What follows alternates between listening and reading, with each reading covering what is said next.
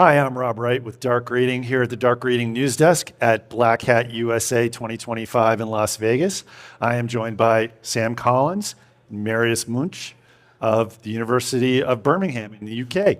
Guys, thanks for joining. Hi. Yeah, hi. Nice being here. So you guys have a session, you had a session, I should say, past tense, watching the Watchers exploring and testing defenses of anti-cheat systems. Yep. This sounds very interesting. We're talking about anti-cheat systems of video games. So I'm curious, how did you guys get into analyzing this, like anti-cheat systems? For me, it came off of my dissertation project for my undergrad. Was developed a game for students to hack as part of like a continuous assessment. Okay.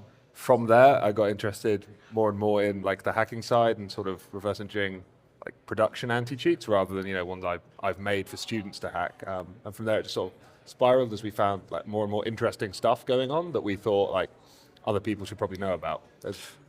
So, like, what did you find? So, my sort of awareness of anti-cheat systems is, years ago, there was a lot of cheating in online games, PC games.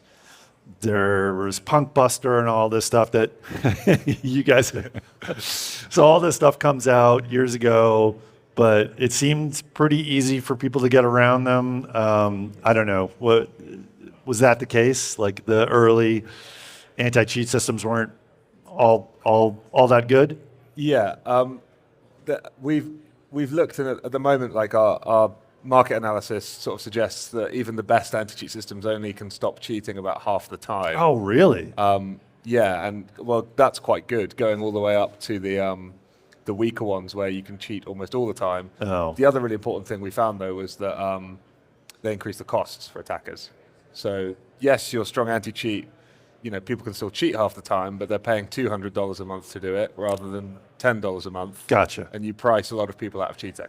So this is a little bit like baseball. If you're getting, 1 out of 3, if you're getting hit every 3 at bats, that's pretty good. If you're blocking, cheating 50% of the time, that's good, rather than 0.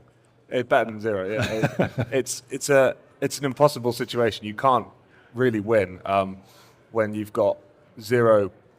So the attacker has all the privilege. Yeah. It's the end user on their system, and they can do what they like. They'll turn off the antivirus, they'll mess with the hardware, they're full admin, they can install custom stuff. Yep. It's entirely in their field.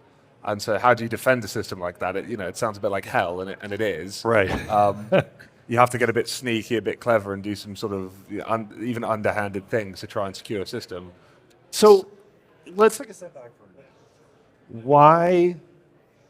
Why is this important to cybersecurity, like anti-cheat systems? How does this tie in with cybersecurity? Why does it matter? Yeah, so we think it's actually a very similar playing field as you have with malware and antiviruses. In that sense, cheats and cheaters are attackers in the scenario, and anti-cheats and games act as defender at the same time.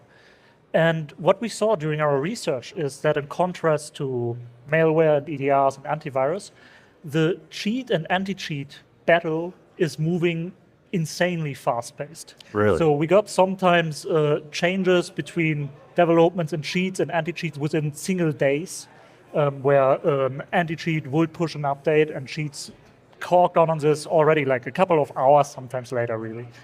And we also see that in a lot of cases, some threats which were acted on EDRs, for instance, in the context of bring your own vulnerable driver attacks, which were very popular like 2 or 3 years ago. Yes, like a lot still. of news about it. Yeah. Still going on. In a lot of cases, the vulnerable drivers which were used as entry vectors in ransomware attacks were already blocked by anti-cheat engines years ahead of time.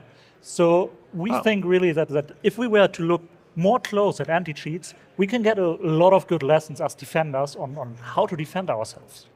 So we can learn from what the gamers are doing to bypass and get around the anti-cheat systems and extract some lessons or intelligence and see what they're doing to get around this stuff. I got it. Yeah, essentially that kind of is what it boils down to, is anti-cheats are getting attacked again and again and again with such a sort of high incidence rate compared to something like traditional malware, that they come up with defenses faster, and they come up with sort of more novel defenses. So again, a very common sort of problem in anti-cheat is you can load your malicious code Yep. at boot time, or you can do it with an external device. So how do you find code that's been loaded that way? Systems like Wright Vanguard come up with cool ways to do that, but this also would find a zero-day threat. If you had a zero-day vulnerable driver that was used to inject code into the kernel, it would pick up on that as well. It doesn't matter how it gets there, they will find it. So yeah.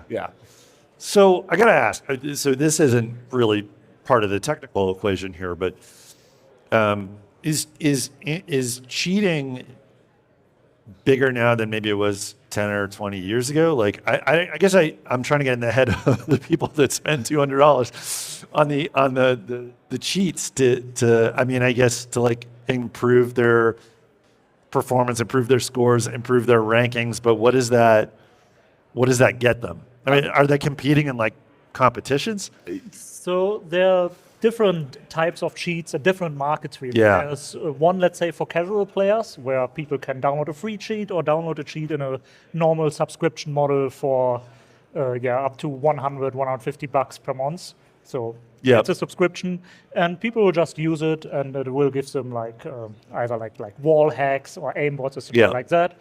And then there's a full other world of cheating in competitive esports, where the cheats are more acting on a very small scale, like only very small different changes. And also what we see there, or at least what we heard from other sources, is that over the years, just the industry around us and the potential winnings increased by a magnitude. Like now also with cheats on professional levels, apparently there is match fixing going on and similar. So it's, So this is like, shocking, I mean, I'm going back to baseball, but this is, I don't know how familiar you guys are with baseball, but this is like the 1919 Black Sox, like the White Sox team that threw the World Series. We don't need to go into history. This is really interesting because you're talking about PEDs sort of for esports. Yeah, they're very small changes. If you look at casual cheating, big changes, aim for you. So right. Yeah. The pro players can already aim very well on their own. Yeah. Tiny informational sort of advantages, like knowing someone's around a corner, is all they really need. Right. And then from the match fixing side, say I'm a cheat developer. Yes, I make $200, $300, $1,000 a month selling my cheat. I can also bet on which team I know I've sold my cheat to. I know I've sold a cheat to two people on one team. I'm probably going to bet on them to win, right? All right. So okay. There's a lot of money in it, yeah. Yeah, I'm in the wrong business. I've said that, probably thought that many times today. But coming sorry. Well, no, go ahead. No, I just very quickly wanted to come back also to the cheat market on the casual player level. Yeah.